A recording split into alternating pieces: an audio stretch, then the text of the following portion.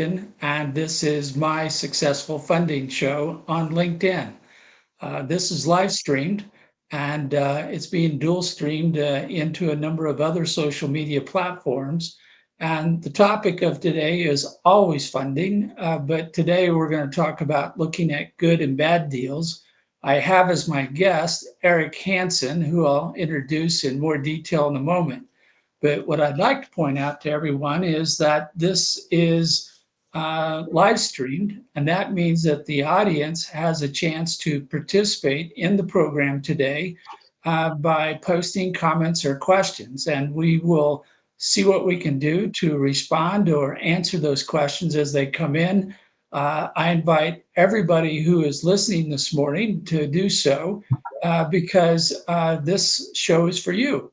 Eric and I are going to have a great conversation. We're going to talk about a lot of the challenges in looking at deals and how we go about doing that. You as the audience may have a question. You may have a deal. I don't know that you want to throw it up for display because we may take it apart in small pieces and not be able to put it back together again. But you are invited. So please join in with our program today. With that, I do want to introduce Eric Hanson. Eric and I met a long time ago when we both were supporting the new crowdfunding laws here in the state of Colorado.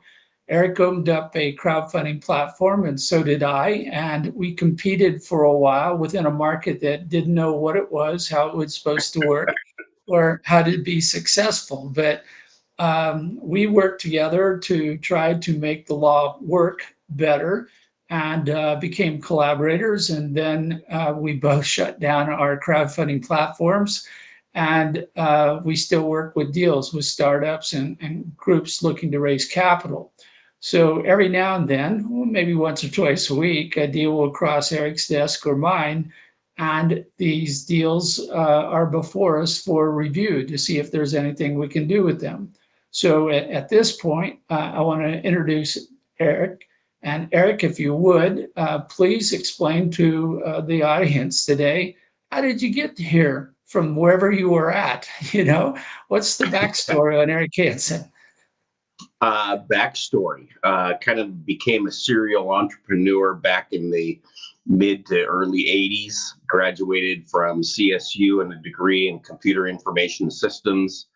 That landed me overseas in a job for a few years, came back to the United States, started a little investment advisory firm where we traded in options and option strategies, sold that company, started a little phone company that we took on till about 2001. I sold that company, and then I took over a little tiny manufacturing plant in North Idaho.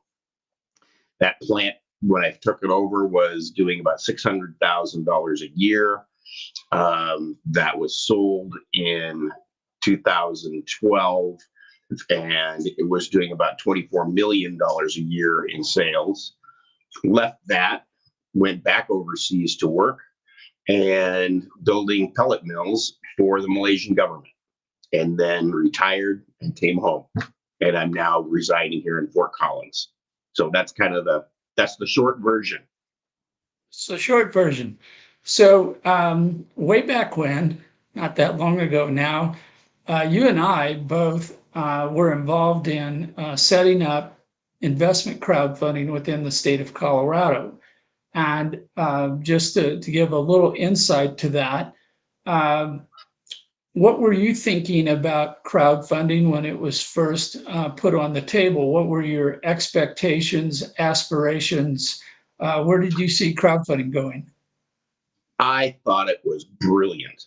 I thought it solved a lot of the problems created by the Securities Act from 1933. I thought it opened up a huge window for the small investor to actually get involved in investing on a regular basis without putting a huge amount of money at risk.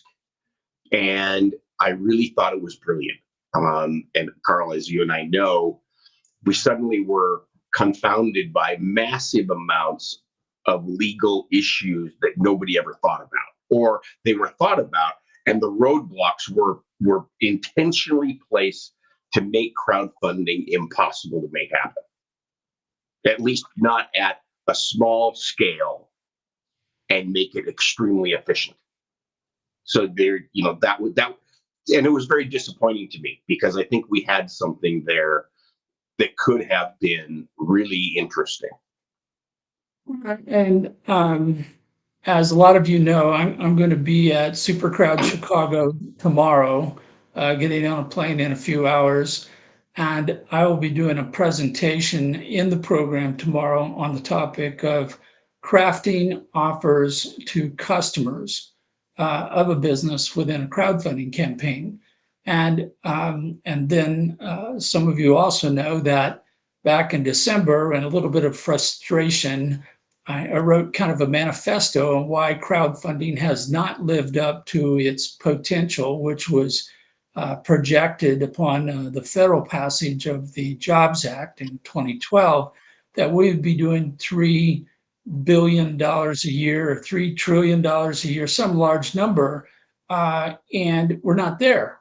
And I'm still struggling with obstacles, challenges, mindsets, and people who think that somehow when we created this law to allow non-accredited, non-wealthy people to invest, to place their money with local businesses, that somehow this is just another toy for angel investors to play with in putting their money to work. So we're still facing a lot of different issues, and we still have some of the same problems that are not legal based and they're not regulatorily based, they are market based. And that is that anytime you go out to raise capital through crowdfunding, there are two words in the word crowdfunding, crowd and funding, and you have to bring your own crowd to the party if you're going to be successful at raising money. And this is hard to do because the regulations, both state and federal, still have many restrictions upon what you can say and how you can say it, which are illogical, irrational, and counterproductive to raising money in this fashion. But that's not what we're going to talk about today. So Eric and I, we see deals. A deal is an investment opportunity where some entrepreneur, our group of entrepreneurs, will walk in the door and say, "I need funding," and they look at us as a solution to a problem that they think they understand, but for whatever reason, they're not getting where they want to go. They're not getting the money they need, and they will ask us essentially to help them. Now, help can come in many fashions. One is to write them a check, which occasionally we may do, but more often we talk about investing our time, which in some ways is a greater investment, both in quality and value. And at that point, we have to look at the deal and we have to ask ourselves, is this a deal that makes sense? Is this a good deal, a bad deal, and so forth? So, Eric, when a deal walks in the door, what's the first thing that you think about, go through to look at the deal and start asking yourself whether or not this is something you might be interested in? The very first thing is it compliant with SEC regulations? If it's not compliant with SEC regulations, then it's out. That's done. It's in drawer 9, and you don't even bother looking at it again, because that's obviously someone who doesn't understand anything about the process and isn't willing to either learn about and or hire someone who does. And Carl, I think you see that every day. With people, they think irrationally that they can type up a 1-page letter and say, "I've got the most brilliant idea in the world," and then just start distributing it around to anybody and everybody they know. And that simply isn't the way it's done. So I think that's the very first thing. And you haven't even gotten into the meat and potatoes yet of the project. So yeah, so I would say that's first. Yeah, so as people should know who are going to raise money, selling securities, which includes private loans for those who are not aware of that. It includes revenue share. It includes any form of equity ownership. And a security is defined as basically giving money to someone else who manages the money with the expectation they're going to give you more money back in the future. Now, if you're a bank, the banks are regulated by a different group of rules, but in some ways it's still a security. It's still subject to regulations, but they're under the banking laws instead of the securities laws. So you're going through kind of the same drill. But anytime you put money with someone and say, my goal is for that money to grow to become bigger over time, then you have engaged in selling a security. If you're the person that says, give me money, I'm going to do magic with it, and I'm going to give more back to you in the future, then it's subject to both the laws of the state and the feds. In some cases, if you do it just correctly, you're limited only to the state in which you're raising money, which is called an intra-state offering, meaning it's limited to the four corners of the state. Which I can use that statement here in Colorado. Other states are shaped differently, but we'll skip over that.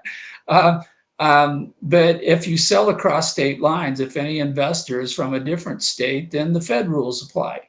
And if you don't understand that there are rules and that you have to conform to those rules, you basically are doing two things. One, you're setting the table for failure because, in all likelihood, this is going to come down on you somewhere in the future. But you're also demonstrating to the investor candidates you're talking to that you are not quite as competent as you should be. You're not somebody that would engender trust. You're going, well, if you don't understand the basics, why would I believe that you're going to somehow do magic with my money and make my money back? So we talk a lot of times in different grants where they go, well, if it says double spacing on a grant application and you use 1.5 spaces, you're not paying attention to the rules. And if you don't pay attention to the rules, then you probably should not be in charge of somebody else's money. So that's the first thing. So Eric, let's take a moment here to recognize a member of our audience. This is Harvey Tuck, a good friend, associate member of my LinkedIn Live cohort, who is checking in from the UK. Harvey works with a coffee company in the UK that sells coffee franchises, the coffee shop. And he does his own show called The Franchise Show. He does two actually now, aimed at different elements of the franchise industry. And yeah, thanks, Harvey, for listening in. Crowdfunding, as we've been talking about it, I've talked with Harvey about how franchisors might benefit themselves or grow faster if they were to put together a kind of a turnkey template for their franchisees to help them raise money to set up and operate their own franchises. So that's an ongoing conversation, but this is a situation where crowdfunding may be more optimal because a lot of the franchisees tend to be hyper local, and raising money within a community is in some ways easier than trying to raise money from everywhere. So thanks, Harvey, for listening in this morning. And if you have a question, ask it. We'll be happy to jump on it.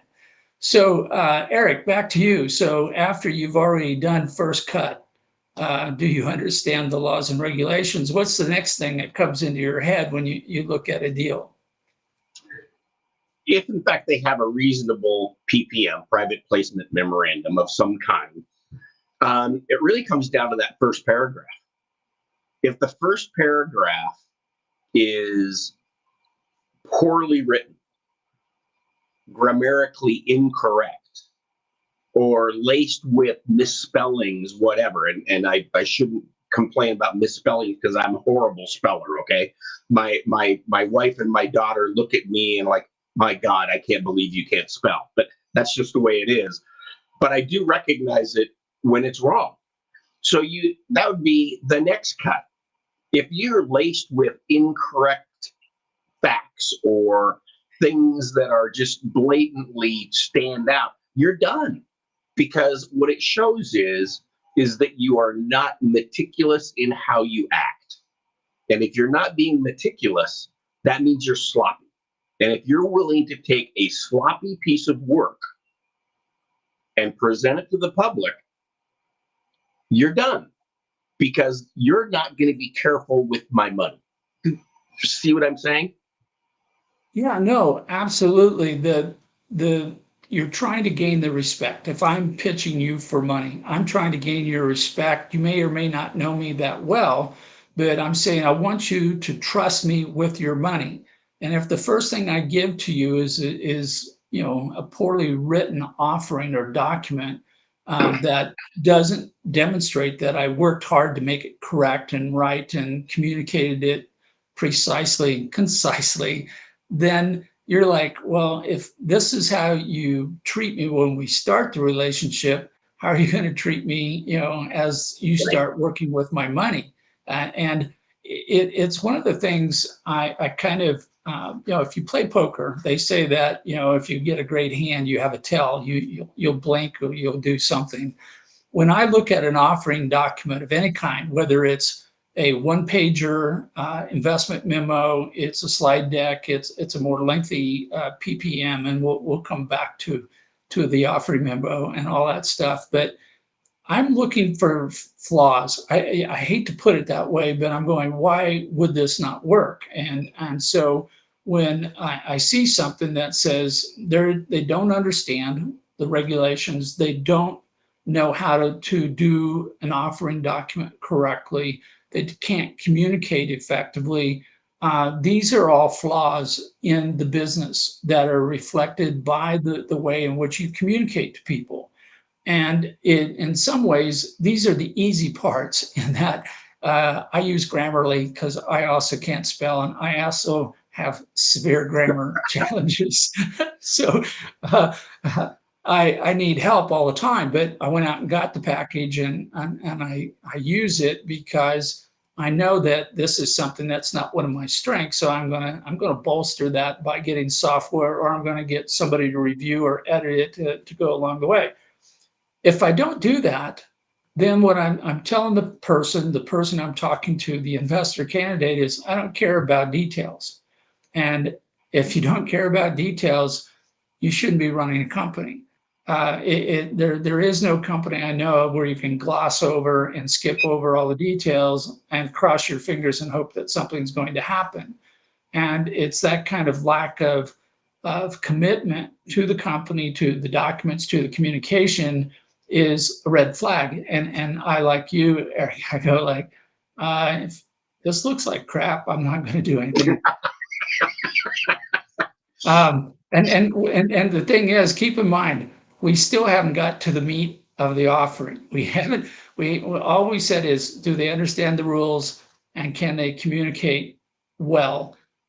We haven't looked at the management team. We haven't looked at the marketplace. We haven't looked at what they're trying to pitch as an opportunity, and we've already killed it twice. So. Harvey threw in a question here, which I'm going to go ahead and take now, since we have two of the world's foremost um, crowdfunding challenges sitting here today. And Harvey asked the question, does crowdfunding change in different regions and countries across the world, or do the principles remain the same? And I would say 80% of the crowdfunding remains the same, in that you're going to people who are not classical investors. You're trying to find people who are going to make small dollar investments in a business within the scope of their household budget, within the scope of how much money they have. They're not sitting on a lot of dry powder, a lot of savings, waiting for the opportunity to put it all into a local business. They have a particular limit on what they can do monetarily, what they're interested in doing because of how it benefits them. And you have to have a group of people large enough. So think about it this way: if you want to raise $100,000 at $1,000 a pop, you need 100 investors. But if you say, I'm going to do it at $10 a pop, or I'm sorry, if at $100 a pop, now I need 1,000 investors. So at this point, we're talking large numbers. And when you talk large numbers, the first question is, do you know that many people? And the answer is generally no. And then I said, well, if you don't know them, how do you expect them to invest in you? One, if they don't know you exist, they can't invest. You're invisible.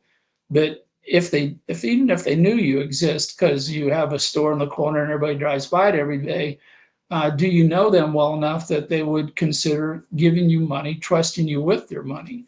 And every crowdfunding program I've ever participated in, where we get down to honesty and truthfulness about crowdfunding, the first issue is building your crowd, having enough people. And after that, then you're into the different regs and rules, and they do change. The United States is still goofy. I'm just going to say that's the nicest way to put it. There's a lot of things they should fix to make it easier, better for people to invest. Other countries like the UK are more flexible. They don't have as many regulations that impose burdens and times and costs and limits on communication that you will see here in the United States. A lot of countries around the world have no crowdfunding rules at all. In some countries, developing countries, they may not even have a good securities administration, any kind of government office that's overseeing this to protect people from crooks. So you have to look at country by country. You have to look at how stringent are the rules on crowdfunding, both on terms of who can raise money, how can you communicate it. But at the end of the day, if you don't have a crowd, you can't crowdfund. And there are ways to build a crowd. There are tools and techniques for doing that. Doing programs like we're doing here on LinkedIn Live is one of those. We'll just throw that out. So Eric, what do you think about crowdfunding in other countries? What's your knowledge or experience in working otherwise? I don't have a lot of experience in other countries. Obviously, like you, Carl, I've read many reports and some articles. It appears to me, from what I've read, that England and Europe are much better about their rules and regulations and requirements of how to get something done, crowdfunding wise. The States, it's extremely complicated. One is every state has a different rule. They're not exactly the same, unless, of course, you go to the federal crowdfunding, but that's different. And so if you want to do something local, it's difficult. And with Harvey, what I can tell you is I did work with some franchises, and we were moderately successful. I wouldn't say we blew it out of the park by any means, but we did a couple with some franchises, but they were franchises that people knew something about. So we did one for a franchise up here that did the cell phone repair and all of that kind of stuff. And the franchise itself helped promote the building, so they had the crowd that they could bring so the franchisee could actually start his business. So without the franchise getting involved, there was no way this guy was going to get his franchise done. So there's the trick, right? So every state's different. Every state has different rules. In Colorado, the franchise came in and said, hey, we will open our network to you to help you get your franchise built. So, and that was the key. So Carl, it goes back to what you're talking about. If you don't have a crowd, you have to borrow a crowd. If you can't borrow a crowd, you can't get funded. You're not so allowed. Go ahead. Yeah, no, one of the few keys to building a crowd from scratch in a hurry, which means don't get in your time machine and go back 20 years and start building your crowd yesterday, which is the only true solution to the problem. But since time machines are scarce and they're relatively expensive, your way to build a crowd is to borrow other people's crowds. And this is what they call multinodal networking. There's a bunch of terms out there. But if I go to a local economic development office and I said, I'm going to raise money for this, and they like it because they want my business in their community, they will tell everybody in their network that I'm raising money through crowdfunding. If I go to a civic organization where the mission of the civic organization is mirrored or amplified or to some degree performed by my business, then they can tell their membership. If we go into an industrial or professional association or any other group, we need to get to the leader of the group or the leadership of the group, and we need to get them to endorse what we're doing so that the entirety of the group is getting a positive statement from somebody they know that this is something they should take a look at. It's a very difficult proposition. As much as I am an advocate for crowdfunding, I think it's the solution to a major problem. We have a whole lot more work to do to both make people aware that they can invest in a local business through crowdfunding and to help the small businesses in particular learn how to build their crowd by borrowing crowds and other types of techniques and methods so they can get a large enough investor base to hit their capital goal.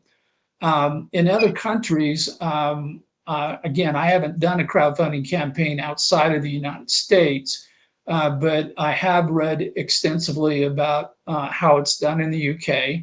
And it just seems like there's a better understanding. Could be wrong, but at the street level, the average person seems to have a better understanding about crowdfunding and can get involved in it a little bit easier.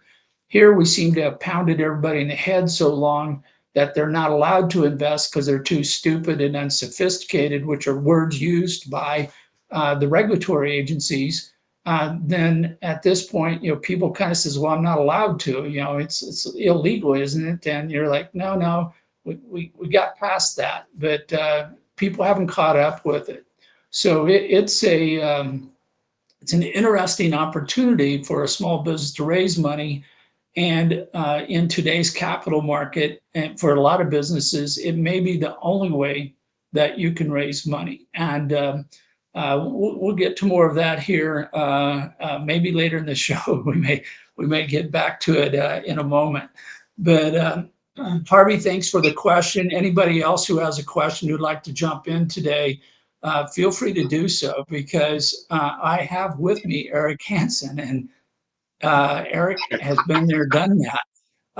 And he also is very, very honest in his observations, which some people would say might be cruel and unusual punishment. But when you have an entrepreneur come into your office or call you on the phone or do something, and they're completely lost, meaning that they don't seem to have a clue as to the rules and the regs. They don't understand how the deal works. They think the world revolves around them.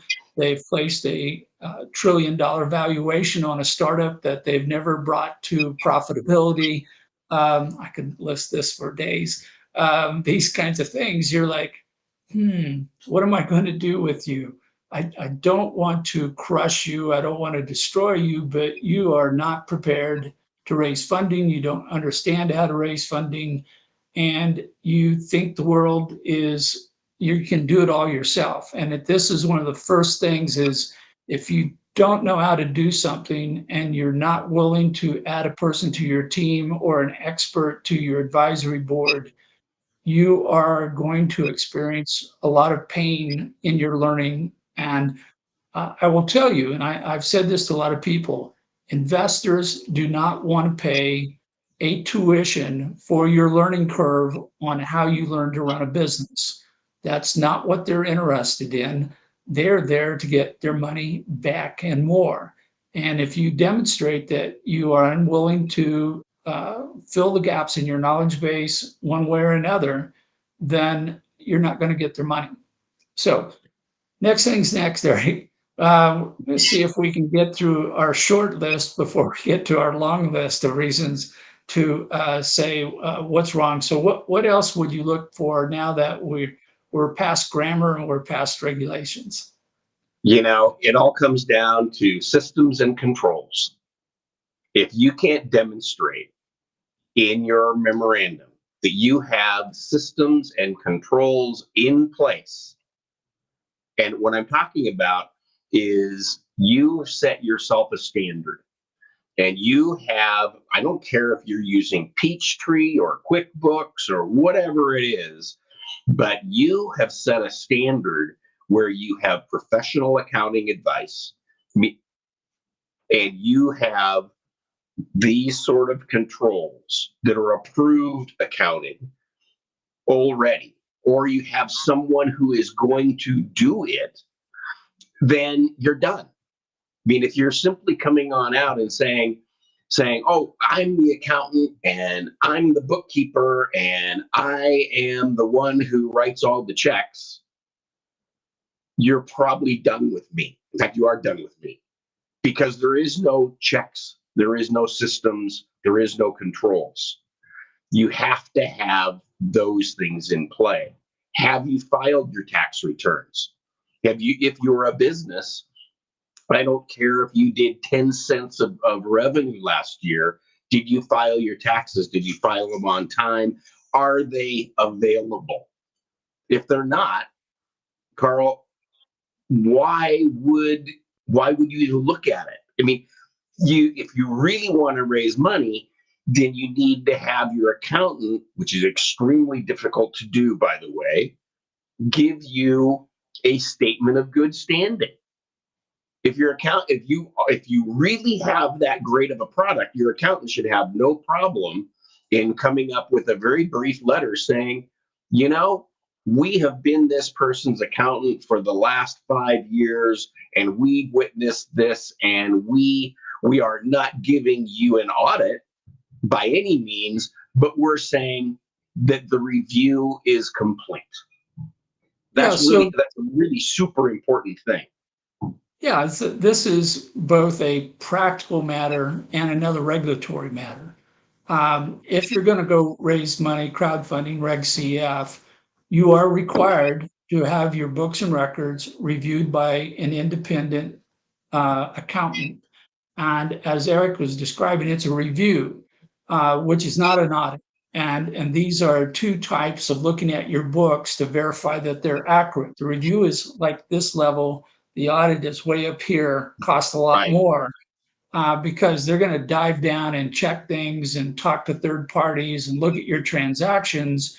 And that costs all kinds of more money and time than it does to simply look at your books and records and go, this looks like they're doing it correctly, meaning that there's expenses and there's revenue, and we're not seeing any strange costs show up or anything that is unexplainable. It looks like what you would expect to see if you looked at the books and records of a regular business. It's done for a few $1,000s. The last time I had to engage somebody to do that, and they give you a letter which is on their letterhead, which says, we've looked at the books and records. We think that they look okay. It's not a guarantee. It's not an audit as Eric described it, but it's a regulatory requirement. But going deeper than that, what Eric's pointing out is if you're just kind of running the business by the seat of your pants, you don't know what you've sold. You don't know when the money's coming in. You're not sure what your expenses are. Surprises happen all the time, and they usually are bad surprises because you'll find that your expenses are greater than your revenue and you don't have any money in your bank account and these other kinds of things. So the net result of that is that, again, you're not managing money, you're just playing with money. And this failure to demonstrate that you are ready and prepared to take custody of the money, work with it in a professional fashion so that somewhere down the road you can give them more money back, then why bother? This person isn't respecting you and your money. They're not intending to take care of it. They just want something more to do, and they want your money to play with. And that's the way it comes across. It's not, again, it's not demonstrating respect for the money. It's not getting there. Now, Eric jumped into the books, and I'm going to go slightly a different direction. Um, it's part of the books and records, but Eric is going backwards in time, and I'm going forwards in time. I want to see a cash flow projection as probably the first thing I want to look at when somebody says, here's an opportunity. And it isn't that I'm so concerned about the return on investment, how much money I'm going to make, although that's going to help me understand what that potential is going to be.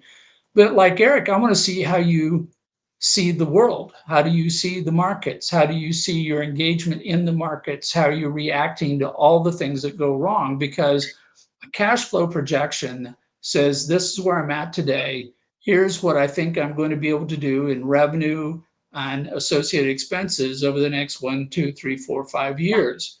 And within that, I have to make a number of guesses. Is what is the rate of inflation? What's going to be the cost of money? Um, is the world going to have a 9/11 event? Is it going to have a COVID event? Do I have to worry about my supply chains? Is my landlord going to fail on his mortgage and I'm going to get kicked out of the building I'm in because they couldn't cover the rents to the bank?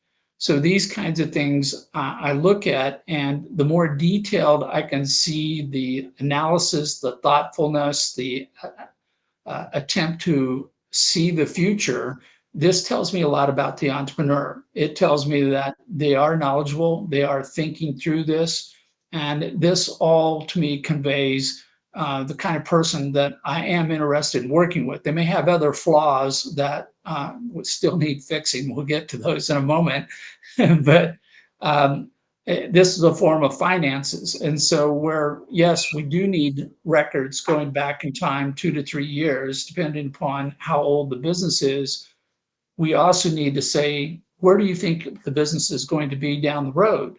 And when I have somebody come in and go, oh, I've done one of these. Well, I'm kind of working on my first one of these. And somehow, some way, I'm going to do 2,000 of these in the next 6 months.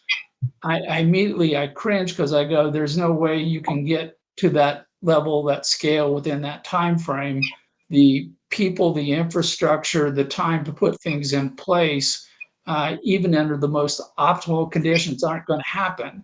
And so this tells me that this person is not realistic. They're fantasizing as opposed to realistically looking forward.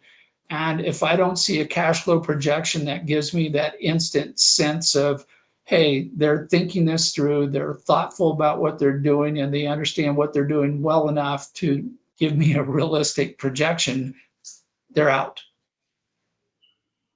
I think that's really interesting, Carl, because we both get to the same place.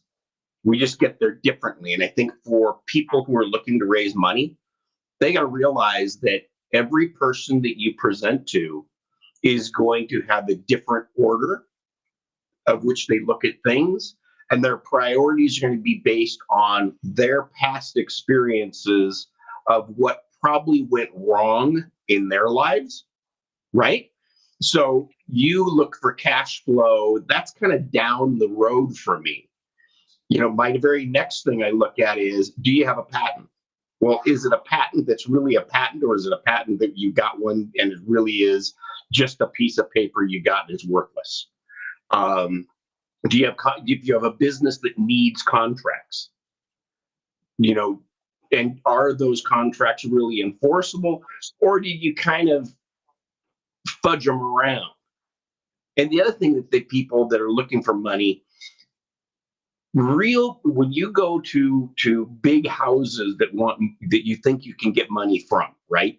Big investment bankers, whatever. You have to understand they have a team of people who are going to look at that PPM. They're going to look at those contracts. They're going to look at the patent. They're going to look at all the things we're talking about and rip it to shreds. And the entire purpose, and most people don't get this, is to weed out projects, to take any possible thing, whether it's the cash flow projection, whatever, so that they are not there to say yes. They have a team of people who their sole purpose and responsibility is to say no. Eh, Well, let's hold that idea. I want to say a shout out to Don Cohen. Don is now in the audience with us this morning. Don is my mentor. He has taught me everything I know about LinkedIn Live and has advised me on using the tools within LinkedIn to better share my story and share what I know about raising funding. Don puts on a show 4 days a week, Monday through Thursday. He will probably be leaving in about 10 minutes for his show, which immediately follows this one. He has a couple great guests on this morning. He got Beverly Grazier, who is a therapist and life coach who works with women businesses to help them, wrap their minds around what it means to be in charge of themselves at the business level. And I understand as a guest, she's got Kathy with Golden Life Communities on this morning, if I'm correct. And I'm working with Kathy. Kathy is setting up all kinds of programs for elderly women to basically be all they want to be in the later stages of their lives. And she's got some great things coming down the pike. So, Don, thanks for being with us this morning. Thanks for taking time out of your schedule to see us. After I get off the show here with Eric, I'll try to drop in for some time before I have to finish packing and figuring out where I'm going to stay tonight in Chicago. Just another entrepreneurial challenge along the path. So, Eric, when we're talking about these different things, there's so many things that can go wrong. And you said that if you take this into an institution, they're going to tear it apart. And let's right. put a better spin on this. Let's be a happy face on this. Okay, let's do that. Okay. So think about it this way. If I'm being paid to manage money for my investors, because this investment institution it's not their money, it's somebody else's money. They're holding money for somebody else. Somebody's invested into them with the expectation that they're going to look around and find investments downstream to put the money into that will create enough money to make the investors happy and pay for the cost of the management of the money. Okay, it's a relatively simple model, but just keep in mind that anyone who's in a financial institution, whether it's a bank, it's a private equity fund, family office, they're managing somebody else's money. And they have a duty, a fiduciary duty. It's the highest duty of responsibility to look out for that money by law and by regulation. So, with that, you walk into their office and say, I have a deal. Well, the first thing you got to keep in mind is that they don't have money to invest in everybody who walks into their office. So, by definition, there are going to be winners and losers in pitching to any financial institution at any point in time. There's just not an unlimited source of funding. And then because they have so many deals walking into their office, they aren't really tearing you apart. We're going to put a top spin on this. They're not really tearing you apart. What they're trying to do is find the best and brightest. They're saying, if I only have so much money to invest, I want to invest in the best ones. I don't want to invest in the mediocre ones. And I certainly don't want to touch the ones that are highly questionable if they're going to work, if at all. And so if they go through this filtering process and they ask all these questions, they look at all the things we're talking about today, they're going to get to a point where they go, this is all the money I have. I'm going to choose 1, 2, 3, 10 different companies, and that's the amount of money I'm going to invest. And if you are not competing to be in that top tier, to outperform and be superior to all those other choices, in some ways, it's not about you. You're just not good enough within their selection portfolio. And they get hit with documents all the time, every day, from everywhere, from people that have no idea what they're doing or why they're doing it. So it's very common for them to get more than a little jaded and a little frustrated when they go, hey, I'm an oil and gas company and you just gave me a proposal for a fast food company.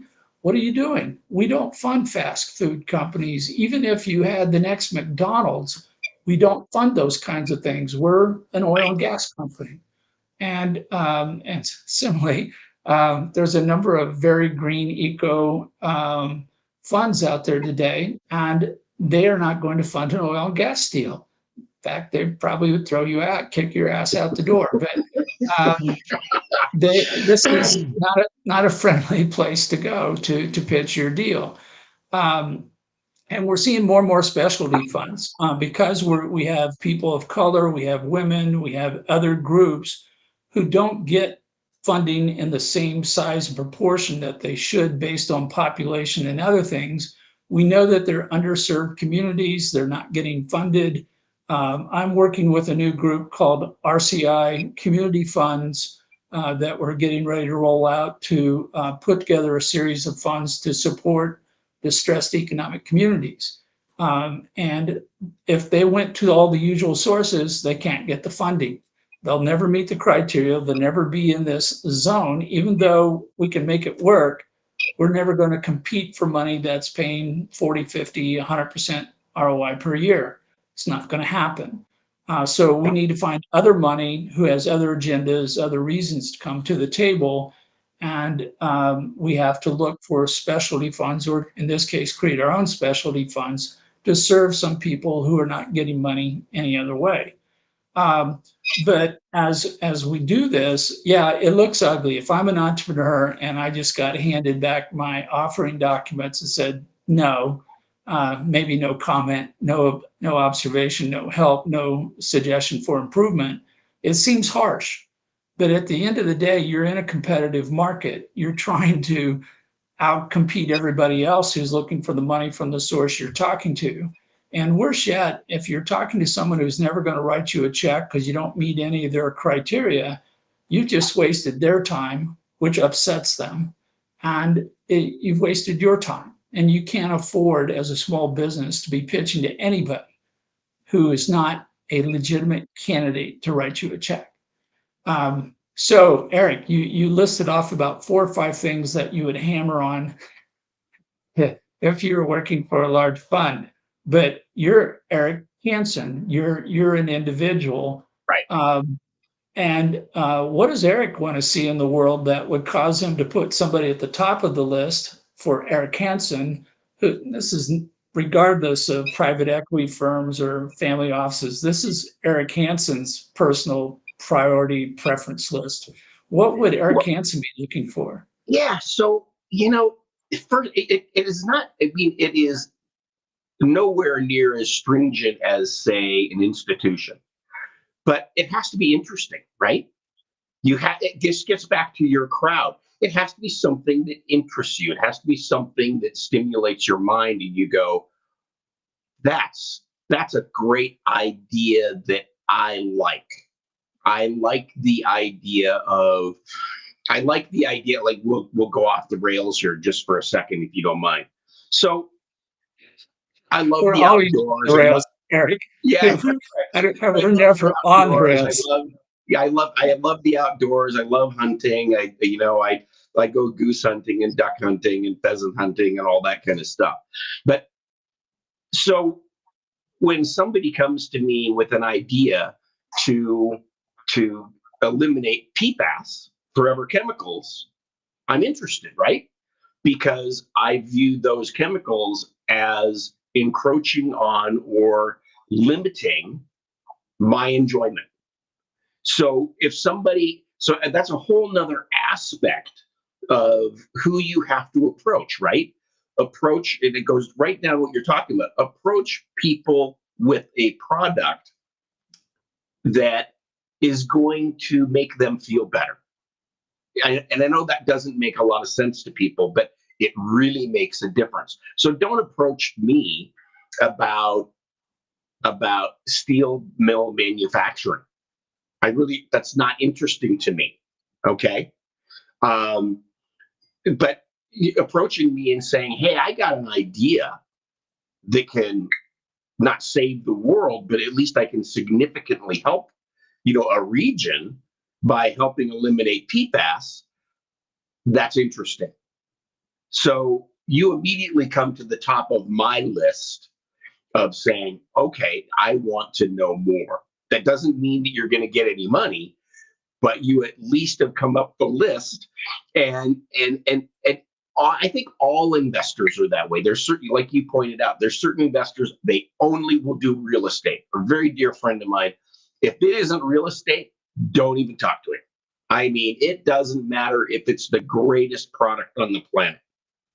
He will, it's done. You are out the door. So yeah, did that help? Yeah, but you're making my point for me in several different ways in that, in my mind, every investor candidate is unique because they're a human being and they have their preferences, which are based upon their past experiences, any particular personal interest that they may have, how much money sitting in their account at the moment, whether they're going out the door on vacation or they're getting ready to get on a plane in 2 hours. All these things impact the ability, willingness of somebody to look at a deal. And it's still strange to me, but we seem to have trained the American population that they can send you an offering memorandum of 60 pages and a slide deck and a ton of supporting documents to someone they don't know and expect that they're going to stop and read this and give it any sense of anything. Because for me to read a full offering set, I'll probably spend 1 to 2 hours in a first preliminary read because I have to understand it. I have to look at all the different pieces. And yeah, I'm a professional in this area, so I may spend more time because of my professional approach, but I also may spend less time because I, like Eric, I'm looking for things to kick it out the door. I don't worry about seeing more deals on my desk. That problem went away 20, 30 years ago. I have more deals hitting my desk all the time from everywhere. And so I'm not worried about a pipeline of deals to review. I am worried about how much time I have. And if Right. I spent 1 to 2 hours looking at everything hit my desk, I'd never get anything done. I wouldn't even get through the deals hitting my desk. And so as a reason for that, when somebody sends me something that I haven't asked for and expects me to spend 2 hours of my time reviewing it, I put them in a category of they don't know, they don't care. And if they don't care about me, I don't care about them. And Right. I've had some really good things hit my desk, and people call me and says, "What'd you think?" I said, "I didn't think anything. I didn't ask for this. You're not paying me to review it. I have other people who want me to help them do things. That's what I do for a living. And unless it happened to be in that rare category of something I'm interested in, something that struck my fancy, it's a personal issue of mine, whether it's dealing with cancer or it's dealing with economic development, something that's in that ballpark. If you don't hit one of those hot buttons of mine, I'm not even going to look at it. And I'm going to send it back to you. I'm going to basically ignore it. I may not even tell you, I'm sorry, I haven't had time to look at it. I may just not respond because I don't have time. And for people looking for investment, when they put it in front of somebody, if they don't know what the hot buttons are, what the items of interest are, they're gambling that the person will be interested. They are expending investing time, putting deals in front of you that you may never look at. So this becomes then a trade off. How many people can you interrupt, insult, disrespect by putting stuff in front of them that they'll never look at and expect that you're going to get some kind of credibility back from these people because they're like, I don't know you. You didn't ask me if I was interested. You didn't ask for permission to put this in front of me. So right away, I'm questioning your capability as an entrepreneur, your ability to run a business. Because if you treat your customers the way you're treating me as an investor candidate, I don't think you're going to make it. That's your turn, Henry. Well, no, that's exactly true. So, we can jump off the rails and look at maybe some of the larger investment firms like a Piper Jaffray.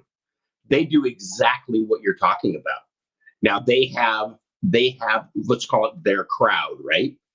but they do have a crowd. But does anybody actually believe that when they take on a real project, that they take your piece and they put it to their entire crowd? No, they never do that. They find a niche after they've reviewed your product. And I think this goes to crowdfunding at the little level also. Do you hear what I'm saying? Because you have to think like this. They have their crowd, but they know what their crowd's going to do.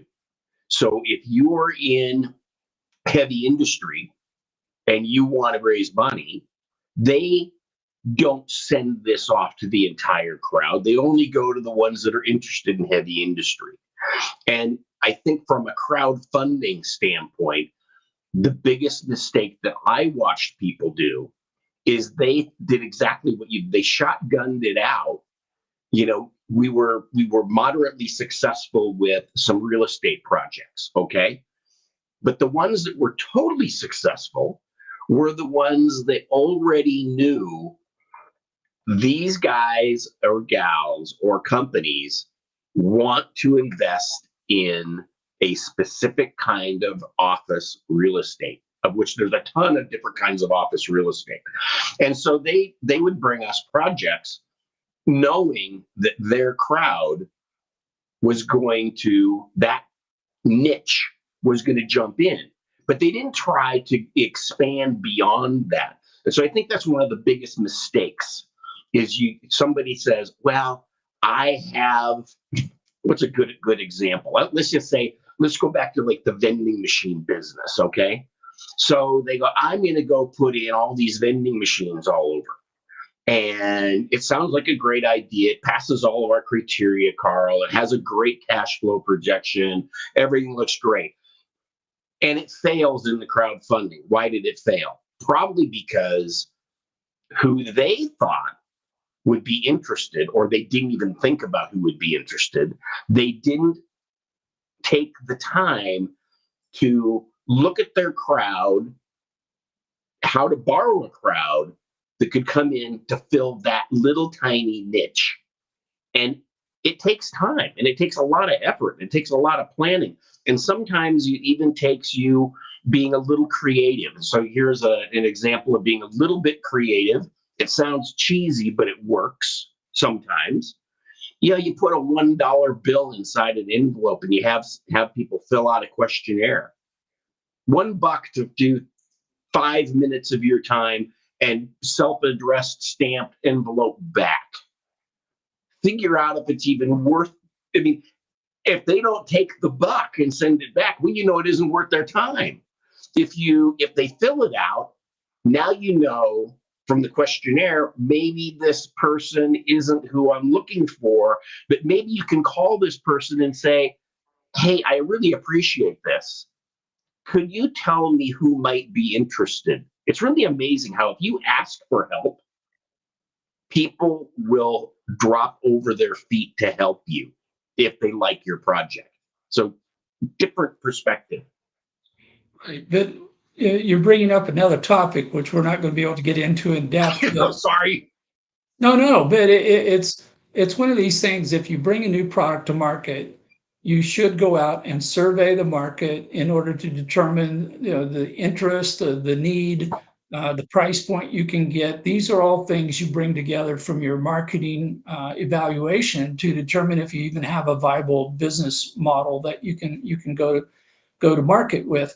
But when people go to raise money, somehow they forget everything about marketing and they go, it's a one size fits all. I'm going to create a single offering that is probably going to fit with a small, less than 1% of everybody I talk to, and I'm going to shop it to everybody. And you're like, well, why did you forget everything you knew about marketing when you came to raise money for your company? So when they talk about football being a game of inches, I find investing is a game of niches. That you have to find those sectors, those percentages of the population who have a particular interest that matches with what you're trying to do with the business. So Eric has his interests, which are similar, but not mine. We overlap Right. from time to time. I have my interest, and if you're going to go out and raise money, you need to know what these interests are. And if you don't know, don't throw the entire kitchen sink at them up front and go, I hope this is something you're interested in, because you're disrespecting the person that you're sending it to by asking them to look at all this information. You're better off if you start with a small little, starting email or something. Say, hey, I'm putting together a business to do this. We're going to try to do this in terms of an outcome. We are going to be looking for funding. Is this something you or someone you know might be interested in? That's a polite, casual invitation to engage in a conversation. It's not a demand that you review 2 hours worth of offering documents. If the person's interested, like Eric suggested a couple topics, he says, yeah, I would be interested if it's in one of these categories. He'll say, yeah, I'm interested. And then you want to ease into this because you need to still verify that he's the right person you're looking for. You don't assume that he is. You can't assume that he is. And you have to work your way through development of the relationship, exchange of information. This is a multi-stage type of activity. It's not a one and done. Oh, I showed it to him, he wrote me a check, walk out the door. It's not transactional at all. It's all about the relationship. So, Eric, I have about 40 more questions for you, but we're out of time. Okay. Thank you So, very much.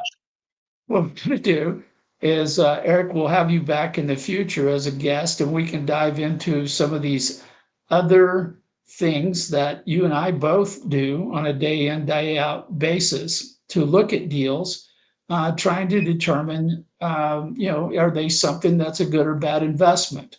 And we'll get into those that are short of the mark in the future and say, well, I think it's fixable. I think I can help out, or I might be the missing ingredient in the management team or something like that. But we'll come back and treat that for another day.